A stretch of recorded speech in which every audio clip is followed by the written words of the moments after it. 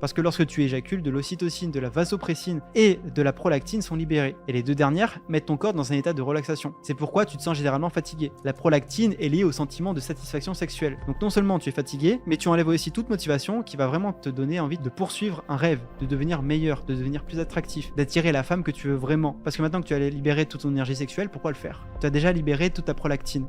Tu es déjà sexuellement satisfait. Donc voilà le cercle vicieux. Tu es mou. Tu n'as plus la force de poursuivre des objectifs plus grands et plus gratifiants. Alors tu recherches encore le plaisir instantané pour combler ce vide. Sauf que ce plaisir, aussi rapide et accessible soit-il, ne fait que laisser un vide encore plus grand. Et tu t'enfonces jusqu'à ce que tu n'arrives plus à trouver la force de te battre pour ce qui compte vraiment. Et la réalité, c'est que vivre à la merci de tes pulsions, c'est renoncer à un contrôle essentiel sur ta vie. Tu deviens passager plutôt que pilote. Et quel pilote voudrait lâcher les commandes en plein vol?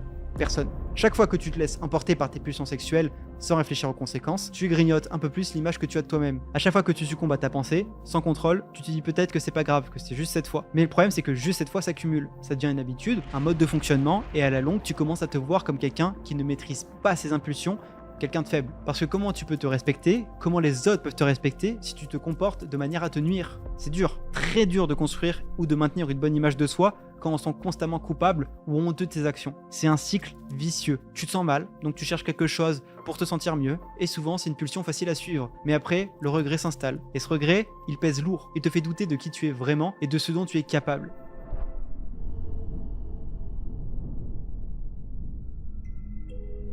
Personnellement, moi, ça m'a jamais vendu du rêve, l'image qu'on voit des entrepreneurs à succès sur internet, à la Dan Bilzerian, qui traînent avec 10 femmes ultra bonnes, ou même les mecs qui aiment bien se pavaner sur des yachts avec 3 femmes ultra bonnes à leur côté, ou encore la banalisation de l'infidélité et la tromperie, sans oublier ceux qui parlent d'enchaîner les conquêtes. C'est quoi ça, sérieux?